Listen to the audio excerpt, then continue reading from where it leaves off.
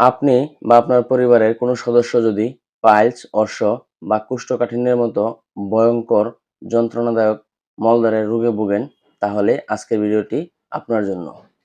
আজকের ভিডিওতে আলোচিত পরামর্শ অনুসারে ব্যবস্থা গ্রহণ করলে আপনি বা আপনার পরিবারের যে সদস্য এই রোগে আক্রান্ত, উনি আল্লাহর রহমতে অবশ্যই উপকৃত হবেন। তাই ভিডিওটি শেষ পর্যন্ত দেখতে থাকুন। লাইক, শেয়ার এবং কমেন্ট করে সঙ্গে থাকুন। চলুন শুরু করি আজকের ভিডিও। প্রিয় দর্শক শ্রোতা মণ্ডলী, আসসালামু আলাইকুম। ডাক্তার হারুন RM ইউটিউব চ্যানেলের পক্ষ থেকে আমি ডাক্তার হারুনুর রশিদ আপনাদেরকে জানাচ্ছি আন্তরিক শুভেচ্ছা ও অভিনন্দন। আজকের ভিডিওতে আলোচনা করব কোষ্ঠকাঠিন্য দূর করার একটি টিপস এবং রক্তক্ষরণ এবং ব্যথাযুক্ত পাইলস বা অর্শ রোগের চিকিৎসায় ব্যবহৃত খুবই কার্যকরী এবং গুরুত্বপূর্ণ একটি হোমিওপ্যাথিক ওষুধ সম্বন্ধে। প্রথমেই আমরা জেনে নেব কোষ্ঠকাঠিন্যের টিপস বিষয়ে। আপনি যদি দীর্ঘদিন পুরাতন কোষ্ঠকাঠিন্য রোগে ভুগে থাকেন, তাহলে নিয়মিত কিছুদিন কিশমিশ খান। জি, কিশমিশ খুবই গুরুত্বপূর্ণ কোষ্ঠকাঠিন্য দূর করার ক্ষেত্রে। তবে খাবার নিয়মটা আপনাকে অবশ্যই ফলো করতে হবে। কিশমিশ অনেক ধরনের উপকার করে থাকে, তবে খাবার নিয়মের উপর ভিত্তি করে এক এক ধরনের কাজ বেশি পেয়ে থাকবেন। আপনি কোষ্ঠকাঠিন্য থেকে মুক্ত থাকার জন্য কিশমিশ কিভাবে খাবেন সেটা এখন বলছি, ভালোভাবে একটু জেনে নিন। মনোযোগ সহকারে শুনুন। যে কোনো ধরনের কিশমিশ নিবেন ৮ থেকে ১০ পিস। সেটি ভালোভাবে ধুয়ে পরিষ্কার করে ১ গ্লাস পানিতে রাতে ভিজিয়ে রাখবেন এবং পরদিন সকালে খালি পেটে ওই পানি সহ কিশমিশগুলো খেয়ে নিবেন। কিছুদিন এইভাবে নিয়মিত সেবন করলে আল্লাহর রহমতে যত পুরাতন কোষ্ঠকাঠিন্য হোক না কেন, আপনার এই সমস্যা চলে যাবে ইনশাআল্লাহ। সাথে সাথে আপনার যদি পাইলসের সমস্যা থাকে, ব্যথাযুক্ত পাইলস থাকে, তাহলে এই পাইলসের ব্যথাও অনেকটা কমে আসবে।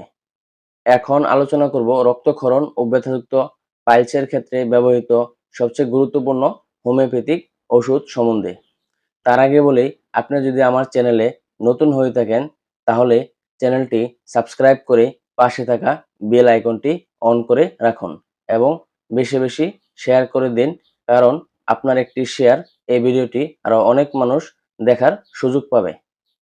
প্রথমেই জেনে নিব আজকে আলোচিত গুরুত্বপূর্ণ হোমিওপ্যাথিক ওষুধটি কি কি লক্ষণে আমরা ব্যবহার করব এবং এর ব্যবহার বিধি, এর শক্তি সম্বন্ধে। যাদের মলদ্বারে অত্যন্ত ব্যথা, টাটানি ব্যথা থাকবে এবং মলত্যাগ করার পর প্রচন্ড রক্তক্ষরণ হবে, ফিরিঙ্গি দিয়ে রক্ত পড়বে, তাজা বা কালো কালো জমা বাঁধা রক্ত পড়বে, তাদের ক্ষেত্রে এই ওষুধটি খুবই গুরুত্বপূর্ণ কাজ করে থাকে। মলদ্বার দিয়ে অধিক পরিমাণে রক্তপাত হতে থাকে, মলদ্বার বারবার সহ কোমর সহ রোগী ব্যথা অনুভব করে, প্রচন্ড ব্যথায় রোগী একেবারে কাতর থাকে, রোগীর মলদ্বার দপদপ করে। এই ওষুধটি মূলত শিরার উপরে বেশি কার্য সম্পাদন করে থাকে।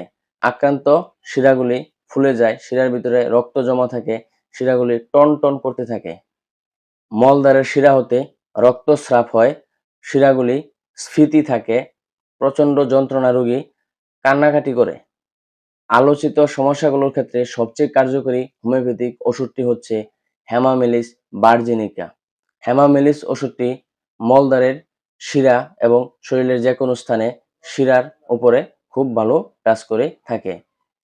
হেমামেলিস ওষুধটি তরুণ রোগের ক্ষেত্রে মাদার টিংচার খুবই ভালো কাজ করে থাকে, তবে পুরাতন বা ক্রনিক প্রবলেমের ক্ষেত্রে অবশ্যই উচ্চ শক্তি প্রয়োজন হয়। সেক্ষেত্রে 200 1M, 10M, 50M প্রয়োজন হতে পারে। আপনি ডাক্তারের পরামর্শ অনুযায়ী আপনার জন্য প্রযোজ্য শক্তির ওষুধ কিনে নিবেন এবং ডাক্তারের পরামর্শ অনুযায়ী কিছুদিন নিয়মিত ওষুধ সেবন করবেন। আল্লাহর রহমতে অবশ্যই আপনি উপকৃত হবেন ইনশাআল্লাহ। সবার সুস্বাস্থ্য কামনা করে পরবর্তী ভিডিও দেখার আমন্ত্রণ জানিয়ে আজকের মতো শেষ করছি। আল্লাহ হাফেজ।